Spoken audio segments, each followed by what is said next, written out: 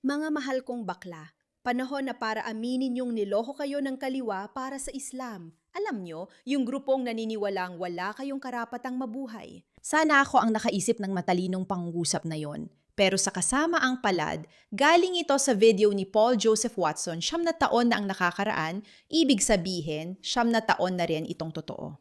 At sa loob ng 9 lahat tayo ay pumikit at nagkunwaring walang nangyayari. Ang useful idiots ay mga taong ipinaglalaban ang kanilang karapatan, ngunit araw-araw ginagamit at inaabuso ng mga Islamista na nais kunin ang lahat ng mabuti sa atin.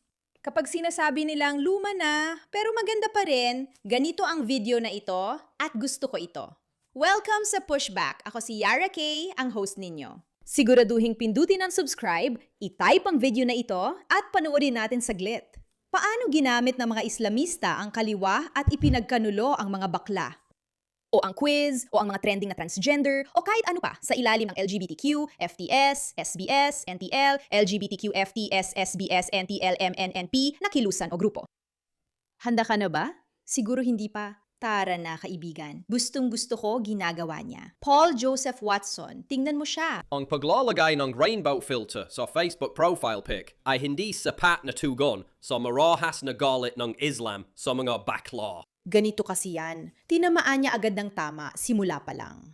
Maraming tao ang handang maging aktivista sa mahalagang issue para sa kanila. Pero kapag tunay na panganib na sa lipunan, ayaw nilang kumilos. Lalabas ka pa, maglalagay ng rainbow at sasabihing mahalaga sa'yo ang mga bakla. Pero kapag ang mga bakla ay pinahirapan ng Islamistang kilusan, hindi mo babanggitin dahil baka mapagkamalan kang racist.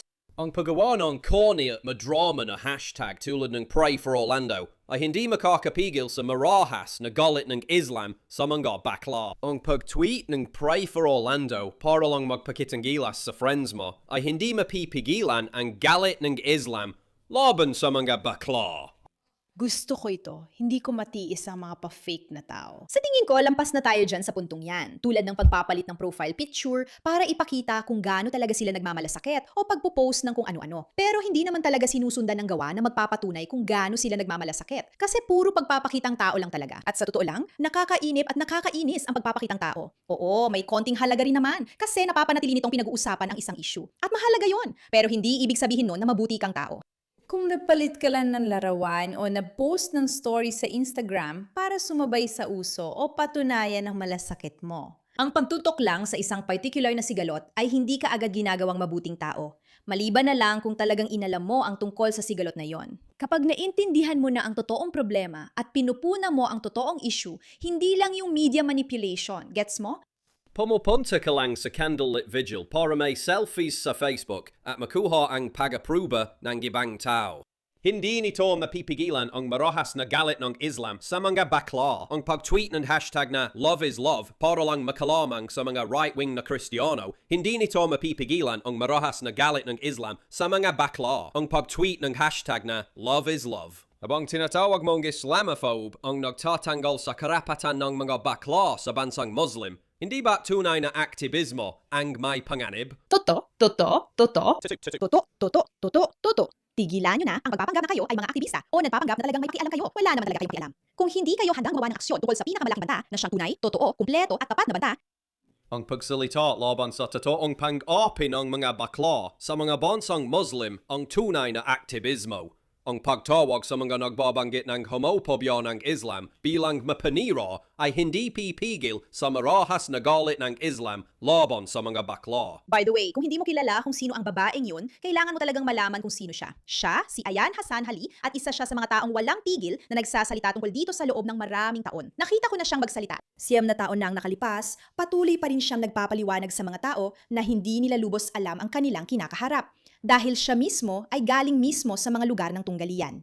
Ang massacre sa Orlando ay isang mass shooting. Ang pagsisi sa Second Amendment at pag-alis ng pananagutan sa Islam ay hindi mapipigil ang marahas na galit ng Islam laban sa mga bakla. Hindi makatarungan na itulad ang mga Kristiyanong ayaw magbait ng cake sa kasal ng mga bakla sa mga jihadist na binabaril ang mga homosexual ng walang habas. Tama. At sa totoo lang, yung buong iyon, yung pangalawa. Kapag may nakita kang politiko na lumalabas at gumagawa ng pahayag kung saan ginagamit nila ang isang pangyayaring politikal para itulak ang kanilang agyenda, palaging ganon.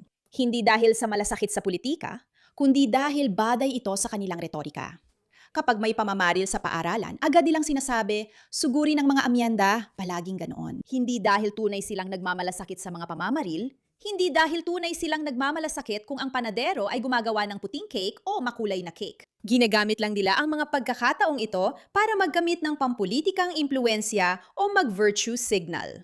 Mula, Ang pagiging Muslim ay hindi makakapigil sa isang ideologiya na literal na gustong wasakin ang kanluraning sibilisasyon. Pero si Omar Mateen ay isang ekstremista. Paano mo nagagawang sisihin ang lahat ng Muslim sa terorismo? Sa tingin mo ba ang galit ng Islam sa mga homosexual ay paniniwala lang ng mga ekstremista? Nakakatuwang isipin na siyam na taon na ang lumipas. Kahit di mo alam eksakto ang mga paksa, patuloy pa rin ang mga ganitong pangyayari, mga kaibigan. Matagal na itong available at patuloy pa rin ito. Nakakahiya na para sa atin. Bakit hindi pa rin tayo natututo? nang malaman naming magiging full-time na trabaho ang palabas, alam namin kailangan namin ng sponsor. Ngunit matibay ang paninindigan ko na mag-a-advertise lang kami ng mga bagay na makabubuti sa aming mga taga-subaybay. Naghanap kami ng mga kumpanyang makakatulong sa inyo at una naming napili ang Chapter. Hindi ko na kailangang sabihin na may problema at mahal ang Medicare. Nakakainis talaga. Kaya nandyan ang Chapter. Pakiusap, sabihin mong ginagamit mo na sila. Tinutulungan ka nilang pumili ng planong bagay talaga sa'yo, hindi yung mas pabor sa mga tagapayo. Nakakatipid sa karaniwan ang mga gumagamit ng mahigit 1,000 at $100 libre ang tawag, 20 minuto lang at makakatulong ito makatipid ng pera at stress para sa'yo o sa mahal mo sa buhay. Kaya tawagan ang Captor sa 610 680 3,300 at 37. Yan ay 610 680 3,300 at 37. At suportahan ang pagtutol habang ginagawa mo ito. Lagi nilang inuulit-ulit ang parehong mga paratang. Itong tagapagsalita ay sumusuporta sa parusang kamatayan para sa mga homosekswal. Itong tagapagsalita ay sumusuporta sa parusang kamatayan para sa krimeng ito o krimeng iyon. O siya ay homophobic, sila ay nang-aapi ng mga kababaihan, ate-bepe, ate-bepe, ate-bepe. Paulit-ulit na lang ang mga lumang paratang na yan. At palagi namin sinusubukan na ipaliwanag sa kanila. Palagi ko yung sinasabi sa kanila, tinan mo, hindi naman radikal ang mga tagapagsalitang iniimbitahan namin. Kagaya ng sabi mo, Hindi, mali yun, di ba? Siyempre, yun ang ibig niyang sabihin. ito ay mga pangkalahatang pananaw na taglay ng bawat Muslim ay naniniwala sa mga bagay na ito. Hayaan niyo ako maging napakalinaw tungkol sa sinabi niya. Sabi niya na kapag may lumalapit sa atin at nagtatanong, paano niyo natitiis sa mga tagapagsalita na nagsasabi ng mga ekstremistang bagay? Ang sagot niya ay parang, hindi, sila lang yung mga tagapagsalita. Pero mali siya, hindi yun totoo. Sa totoo lang, ito talaga ang iniisip nating lahat, pinaniniwalaan nating lahat. Ibig sabihin, sinusuportahan natin ang mga ekstremistang pananaw. Kayo ang problema. Bakit pa natin kailangan magpanggap na wala tayong ganitong mga ekstremistang pananaw? Meron naman talaga tayong ganitong mga pananaw. Diyos ko, ang dami pa natin kailangan gawin, hindi ba mga kaibigan ko? Kahit hindi nila sinasabi o lumalabas sa media, hindi ibig sabihin na hindi nila pinaniniwalaan yon. Kaya tatanungin ko kayo, lahat ng nandito sa kwarto, ilan sa inyo ang mga normal na Muslim? Hindi kayo extremist, hindi kayo radical, basta normal na Sunni Muslim lang. Pakitaas ang inyong kamay. Lahat kayo, Masya Allah, Subhanahu wa Ta'ala. Sige, ibaba niyo ulit ang inyong mga kamay. Ilan sa inyo ang sang-ayon na dapat umupong magkahiwalay ang mga lalaki at babae? Pakitaas ang inyong kamay. Pansinin ninyo siya, itong bayani, mga kaibigan. Tingnan ninyo itong bayani. Gusto lang niyang magbilang. Hindi mo siya matawag, hindi mo siya makita. May isang lalaki na hindi nagtataas ng kamay. May isang lalaki, sandali lang at ililipat ko ang screen ko. May isang lalaki dito na hindi nagtataas ng kamay. Mahalagang mapansin ng lahat yon dahil malaki ang epekto niyan. Sang-ayon ang lahat mga kapatid, subhanallah. Kaya hindi lang ito tungkol sa radical na shirstan, Allahu Akbar. Susunod na tanong, ilan sa inyo ang sang-ayon dyan? Ang mga parusang inilalarawan sa Quran at Sunnah, maging ito man ay kamatayan, pagbato hanggang mamatay, dahil sa pangangalunya o ano paman, kung ito ay mula kay Allah at sa kanyang sugo, iyon ang pinakamainam na parusa na maaring ipataw sa sangkatauhan. At iyan ang dapat nating ipatupad sa mundo. Sino ang sang-ayon dyan? Allahu Akbar. Tingnan mo kung gaano kabata ang mga batang ito. Napakabata nila. Ang dami sa mga tao sa audience na ito. Nakikita mo ba kung gaano sila kabata? Mga maliliit na bata lang. Pero radikal na ekstremista ba kayo? Subhanallah. Sinasabi ninyong lahat na kayo'y karaniwang Muslim na pumupunta sa iba't ibang masjid, Norway. Kayo ba ay kabilang sa isang sekta tulad ng Islamnet o katulad nito? Ganun ba kayo? Ganun ba kayo? Kung oo, taas kamay kung gusto ninyo ang ganitong ekstremistang sekta ng Islam, net o anumang katulad nito. Wala ni isa.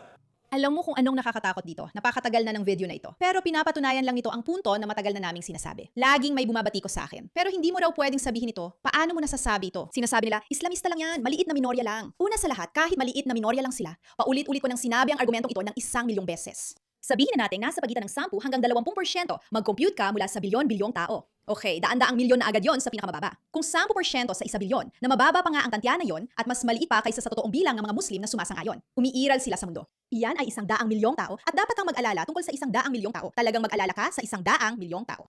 Sobrang nakakabahala talaga. Pero sabihin na lang natin, baka mas mataas pa ang bilang mga 200, 300 o 400,000,000 tao.